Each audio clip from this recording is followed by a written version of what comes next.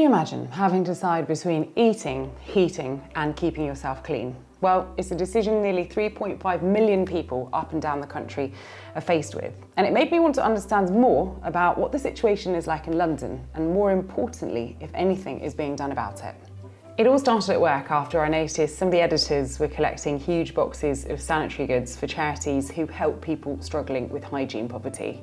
Hygiene poverty is not being able to afford or have access to the very basic products that most of us take for granted. Then I began to notice many of the supermarkets and shops in London have teamed up with charities like In Kind Direct, encouraging shoppers to throw in an extra deodorant or body wash into their basket, which would then be donated to community groups, food banks and schools. Well, whilst covering the Just Giving Awards, which shine a light on charities and people raising money for good causes, I met Sarah, who has been nominated for setting up Showerbox, a mobile unit that offers free showers and hygiene products for Londoners who need it.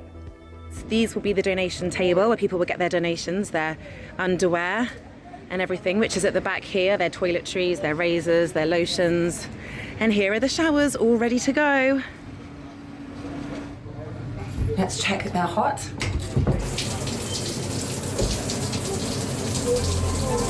They're warm, we're ready to go. Well, I went down the following week to go and meet Sarah to find out a bit more.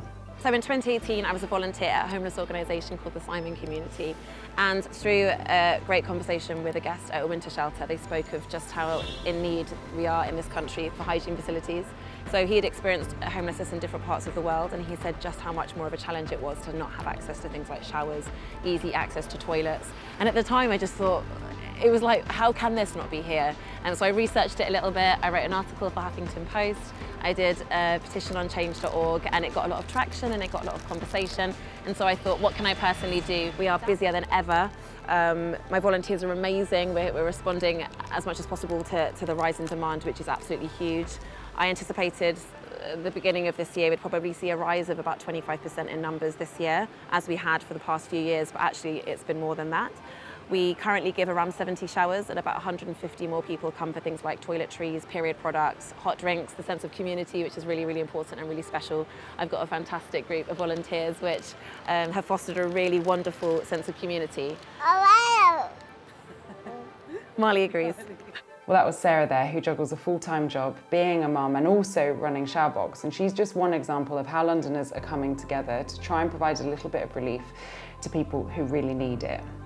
And those kind of services work alongside big charities tackling the issue too, like the Hygiene Bank, who say that this might just be the tip of the iceberg, as so many people struggle to come forward and admit that they need help. The issue with hygiene poverty, compared to other poverties, to food and fuel poverty, is that it is invisible and that it has a terrible impact on mental health and physical well-being.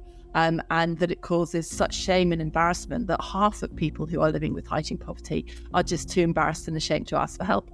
So what people end up doing is they end up using, the same product for multiple different uses, washing up liquid for your hair and your body, as well as for the dishes. You end up not washing your children's school uniform. You end up choosing between period products for yourself and nappies and other things that your family needs. You end up choosing between shaving foam and a razor and the bus fare. So when I started the research for this piece, one of the things I really wanted was to be able to speak to someone who has been through this, has experienced hygiene poverty, or is experiencing it right now in London.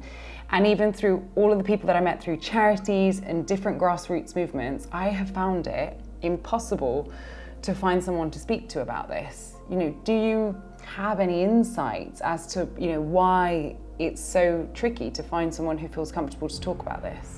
We know that people avoid going to work. We know that people avoid going to job interviews. We know that young people are avoiding school and college because of hygiene poverty. And people tell us about that. That they know it's a social faux pas. That if they smell and they feel like they're failing, they're worried their children will be taken away from them.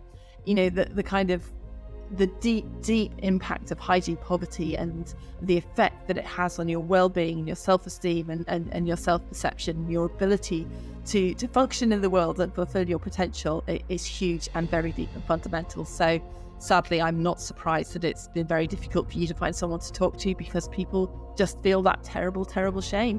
And that's why conversations like this are so critical, because until we raise awareness of this issue and make this a mainstream societal conversation, until we get this out in the open, we're not going to help people to raise their hands and ask for help. Well, I asked all the people I spoke to what kind of support they want from the government to make the situation in the capital better. And the general response was that they realise that there's no immediate silver bullet. And so at this stage, they want to raise as much awareness as possible and continue having conversations about this issue to remove the stigma and make it easier for people who are struggling to reach out.